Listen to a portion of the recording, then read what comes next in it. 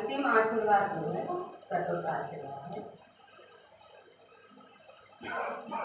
सर्वप्रथम मैं आपको ये बताना चाहूँ कि यह आशीर्वाद तारण स्वामी द्वारा नहीं दिए गए। आप लोगों को थोड़ा सा बुरा लगे, लेकिन जिन्होंने तारण पंथ का इतिहास पढ़ा है, जो हमारे बाल ब्रह्मचारी ब्रह्मानंदी यानी बसंती महाराज जी ने लिखा है, उसके आधार पर बता रही हूँ। यह जो मंदिर विधि में आशीर्वाद का संकलन किया गया है, तारण स्वामी के 500 वर्ष के बाद एक ठिकाना सार नाम का ग्रंथ लिखा गया है, जो वर्तमान समय में उपलब्ध नहीं है।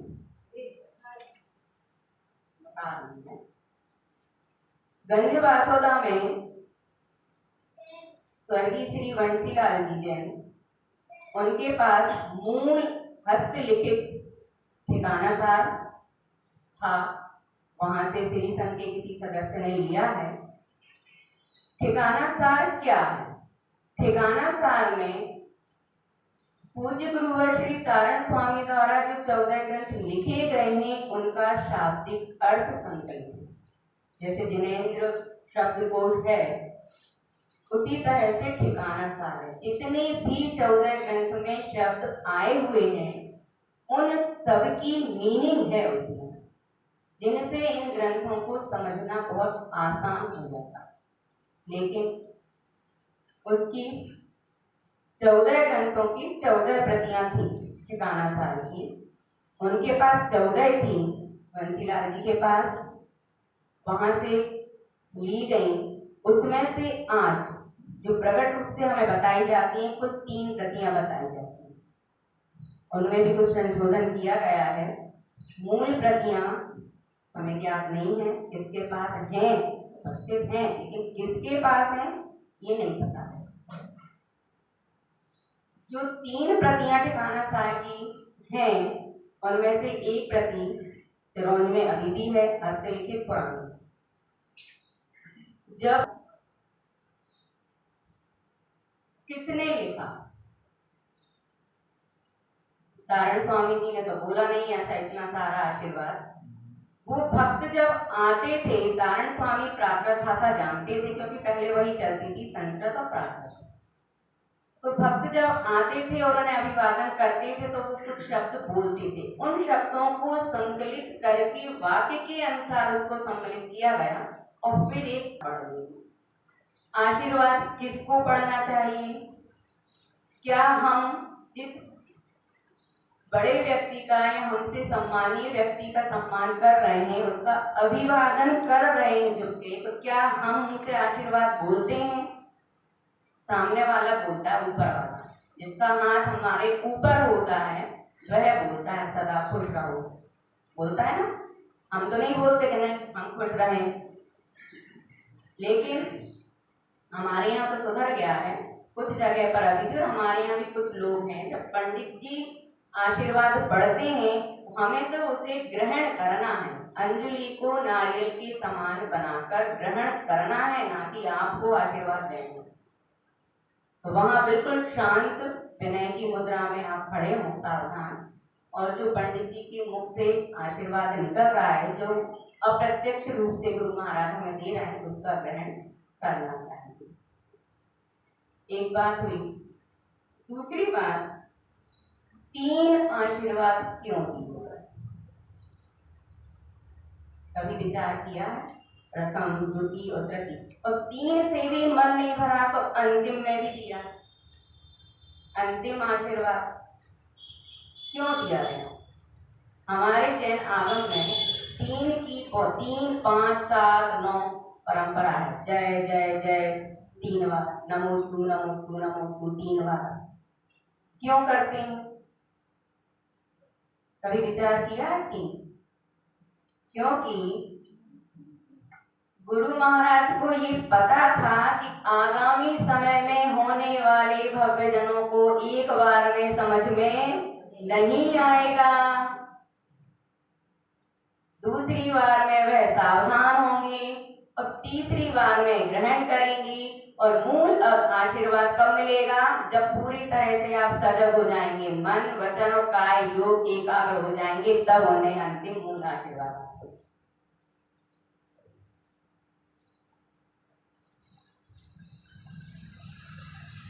आज का विषय थोड़ा सा कठिन है।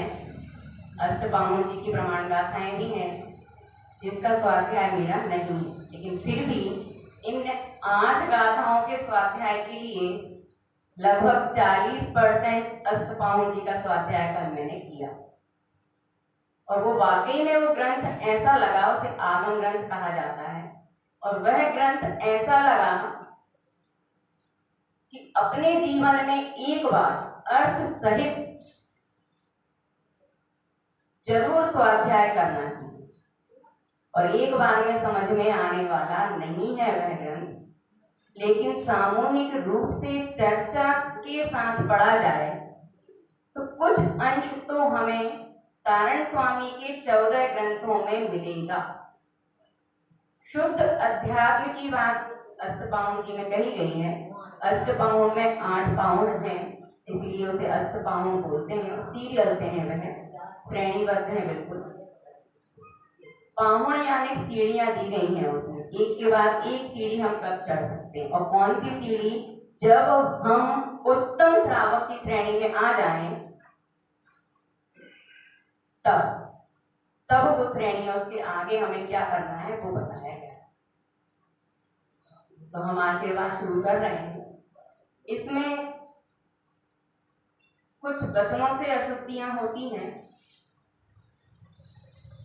मन और काय से तो पूर्ण रूप से अशुद्धियां होती हैं, क्योंकि इसके अर्थ में जो बताया गया है, मन वचन और काय तीनों योगों से शुद्धि होना अनिवार्य है, तभी आपके लिए यह आशीर्वाद फलीभूत होगा। संपूर्ण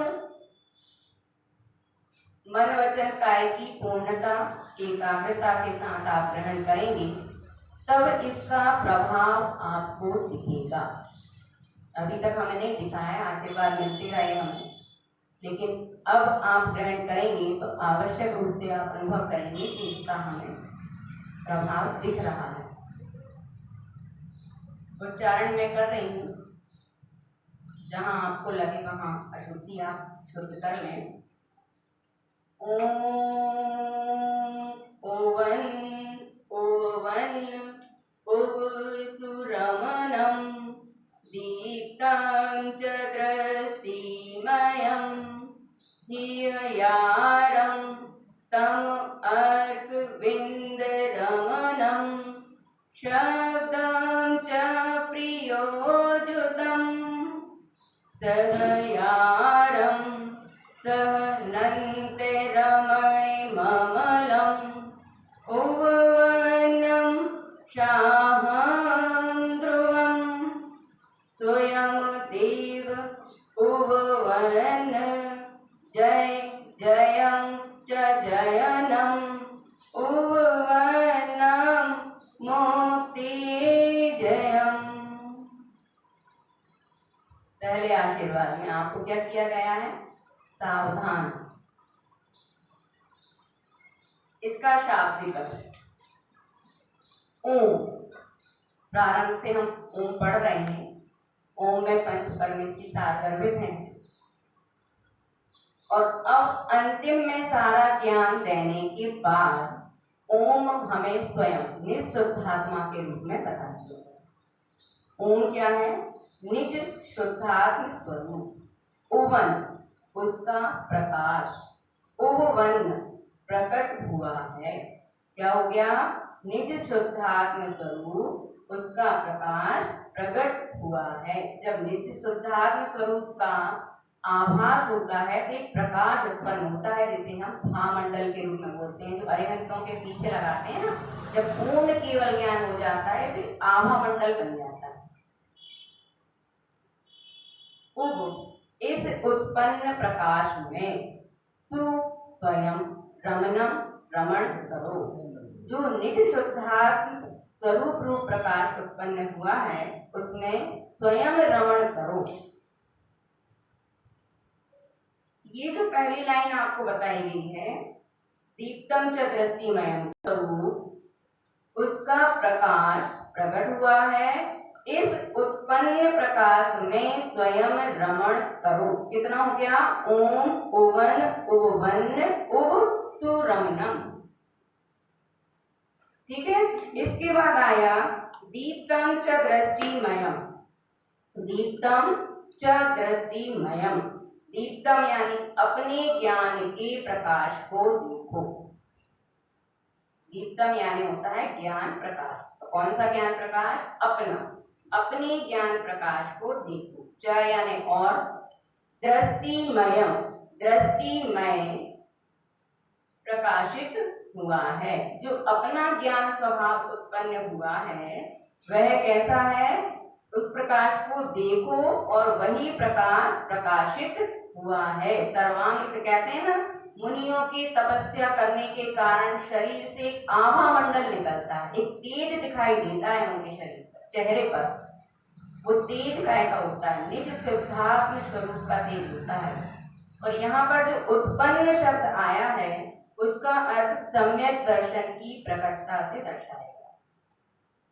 दूसरी लाइन में हितकार आया है, हीययारम, हीययारम यानी हितकार। तो इसको आप वहां पर इससे सम्यक ज्ञान का साधन बताया गया। ये आशीर्वाद के जो अपन शब्दार्थ पढ़ रहे हैं, यह ममल पाउंड जी में कुछ भिन्नता लिए हुए, क्योंकि वहां हमने पहले भी बोला कि जो वाक्य दिया है उसके आधार पर प्राकृत शब्दों के अर्थ परिवर्तित हो जाते हैं, लेकिन फिर भी कुछ शब्द यहाँ ऐसे हैं जिनके शब्दार्थ अगर हमें याद हो जाए या समझ जाए तो फूलनाओं का अर्थ भी हमें पता चलेगा और पढ़ने में जो आनंद आना चाहिए ना अंदर से, वो आएगा। फूलनाएं पढ़ने में तो गदगद हो जाते हैं, इतना आनंद है उनमें। इसके बाद हीययारम, इस हितकारी पद को हृदय में देखो। हीय यानी हृदय, इस हितकारी पद को हृदय में देखो। तम तुम, अर्क प्रकाशमान, तुम प्रकाशमान। विंद रमनम, निर्विकल्प स्वरूप में रमो। विंद यानी जो होता है वह होता है निर्विकल्प, एक बिंदु होता है, उसमें कोई और छोर नहीं होता है, जहां से शुरू वहीं समाप्त होता है, वह निर्विकल्प अवस्था को दर्शाता है विंद। विंद रमनम, रमनम यानी रमो, निर्विकल्प स्वरूप में रमो। शब्दम, यही शब्द, शब्द कहाँ से लिए गए? जिन्वाणी से, यही शब्द यानी जिन्वाणी। च यानी और, प्रियो जुतम, प्रिय है इनसे जुड़ो, जुतम यानी जुड़ो। तो क्या हो गया इस लाइन का अर्थ? इस हितकारी पद को हृदय में देखो, तुम प्रकाशमान निर्विकल्प स्वरूप में रमो, जिनवाणी प्रिय है इससे जुड़ो, प्रिय जिनवाणी के साथ जुड़ो। मतलब अप्रत्यक्ष रूप से आपको स्वाध्याय की बात कही जा रही है। ऐसा भी हो जाता है प्रयोजन। यह सम्यक ज्ञान यानी सच्चा ज्ञान किससे होगा? जब आप जिनवाणी से जुड़ेंगे।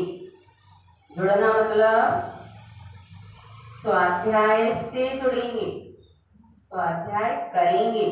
और कैसा वाला स्वाध्याय? जो हम परंपरा से करते चले आ रहे हैं वह स्वाध्याय, या जो अभी चल रहा है ऐसा स्वाध्याय।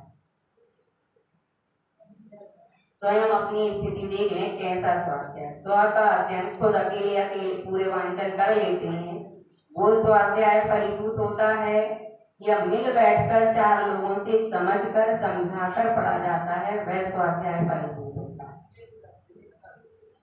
अगली पंक्ति में सहयारम, सहकार करो, स्वीकार करो। सह वीतराग पद का, नंत अनंत, रमण रमन करो। इसमें सम्यक चारित्र की बात कही गई है।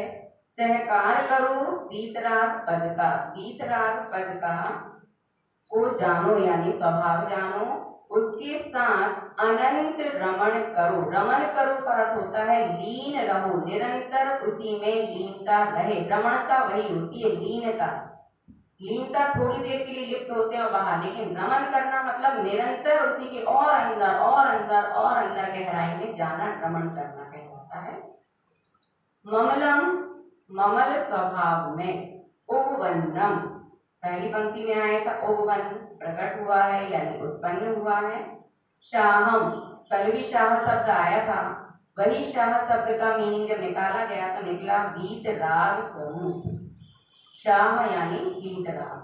ध्रुवम, शाश्वत स्वरूप। क्या हो गया? ममल स्वभाव में जो वीतराग शाश्वत स्वरूप उत्पन्न हुआ है, इससे ही स्वयं यानी स्वयं का, देव शुद्धात्म देव, ओवन वही प्रकट हो जाएगा, उत्पन्न हो जाएगा। जय जयम च जयम, जय हो और मेरे जयवंत स्वरूप की जय हो। ओवन्नम, जिसका स्वानुभव, मुक्ति जयम, मुक्ति को प्राप्त करता है। तो पूरा अर्थ क्या हो गया इसका? निज शुद्धात्म स्वरूप, उसका प्रकाश प्रकट हुआ है। इस उत्पन्न हुए प्रकाश में स्वयं रमण करो, अपने ज्ञान के प्रकाश को देखो और दृष्टि में प्रकाशित करो।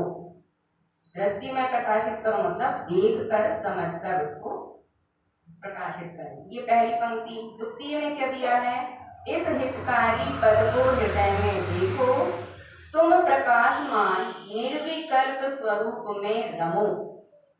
यही शब्द यानी जिनवाणी प्रिय है और इससे जुड़ो। तृतीय पंक्ति, सहकार करो। किसका सहकार? वीतराग पद का सहकार करो और उसमें अनंत रमण करो। ममल स्वभाव में उत्पन्न हुए वीतराग शाश्वत ध्रुव, वीतराग उत्पन्न हुए वीतराग शाश्वत ध्रुव ममल स्वभाव में रमण करो।